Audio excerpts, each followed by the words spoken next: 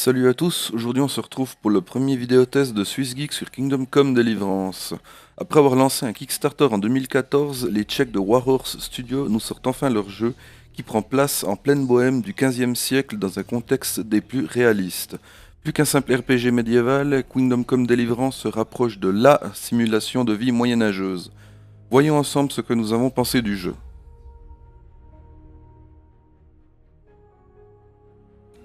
Les graphismes sont moyennement jolis en ultra et le framerate est resté constant avec ma machine sur une Nvidia GTX 980 Ti et 16 Go de RAM. Les jeux de lumière sont agréables et très naturels. Les personnages sont animés de manière correcte. Leurs expressions sont assez réalistes malgré le fait qu'il arrive que des dialogues se lancent sans que les visages soient animés.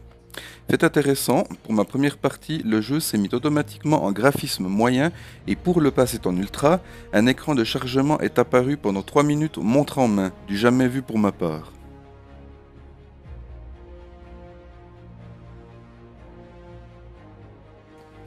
Le jeu se prend assez facilement en main, les contrôles sont instinctifs sauf pour les combats et le crochetage.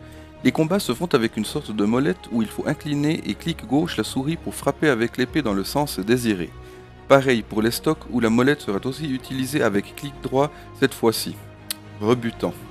Le cauchemar commence quand on prend un cheval. Étant fan de jeux de guerre, j'ai pu contrôler divers tanks, mais là, je n'en revenais pas de mes yeux. Le cheval se bug dans à peu près tout ce qu'il touche.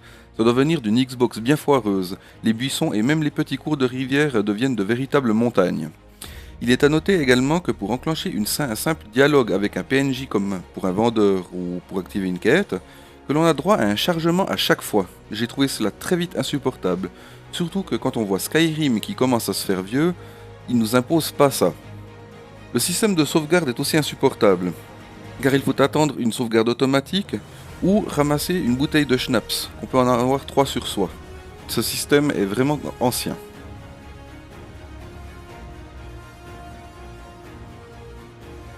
Ici on se retrouve avec une très bonne musique composée par Jeanne Valta. Le thème principal est assez épique et les divers morceaux nous plongent véritablement dans le Moyen-Âge. Pareil pour les doublages et les divers effets sonores. Un sans faute.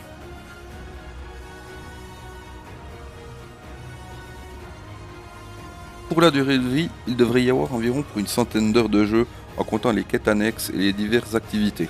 Je n'ai pas eu le courage d'aller jusqu'au bout du jeu tant les bugs m'ont rebuté. Je pense qu'il y aura également des DLC pour rallonger la durée de vie du soft.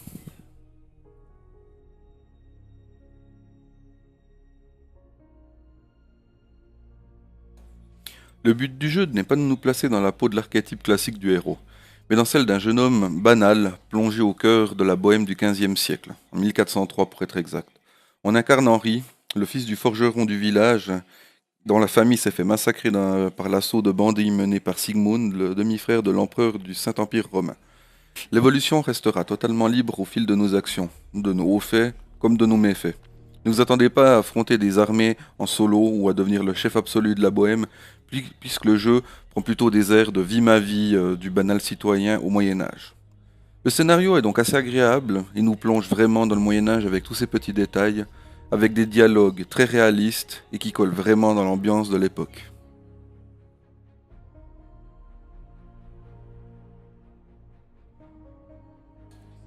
En conclusion, Kingdom Come Deliverance n'est pas un mauvais jeu. Je le trouve disons moyen. Il a un vrai potentiel, mais il est gâché par d'innombrables petits bugs par-ci par-là qui ont eu tendance à vraiment m'irriter tout le long de mon test.